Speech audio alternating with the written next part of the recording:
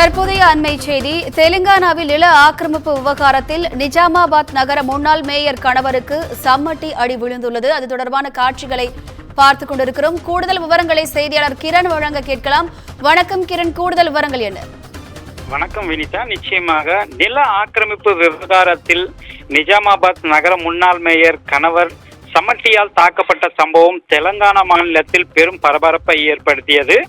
தெலங்கானா மாநிலம் நிஜாமாபாத் நகர முன்னாள் மேயர் நீத்து கிரண் அவருடைய கணவர் சந்திரசேகர் நிஜாமாபாத்தை சேர்ந்த ஆட்டோ ஓட்டுநர் ஷேக் ரசூலுக்கு இடையே நிலம் தொடர்பான விவகாரம் 2 ஆண்டுகளாக நீடித்து வந்ததாக தெரிகிறது.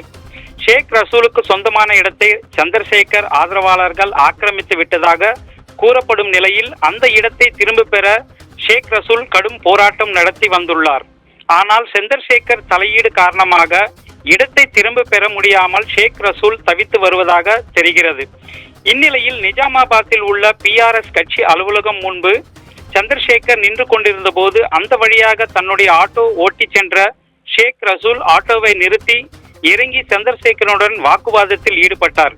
பின்னர் ஆட்டோவில் இருந்த பெரிய சம்பட்டியை எடுத்து வந்து சந்திரசேகர் தலையில் கடுமையாக தாக்கியிருந்து அங்கிருந்து தப்பி சென்று விட்டார்.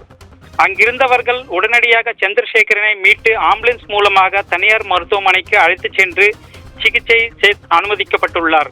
மேலும் அங்கு சந்திரசேகருக்கு தீவிர சிகிச்சை அளிக்கப்பட்டு வருகிறது. இந்த சம்பவம் பற்றி வழக்கு பதிவு செய்துள்ள நிஜாமாபாத் போலீசார் 5 தனிப்படைகளை அமைத்து தாக்குதல் நடத்திய ஆட்டோ ஓட்டுநர் ஷேக் ரசூலை தீவிரமாக தேடி வருகின்றனர். வினிதா, கூடுதல் விவரங்களுக்கு நன்றி கிரண்.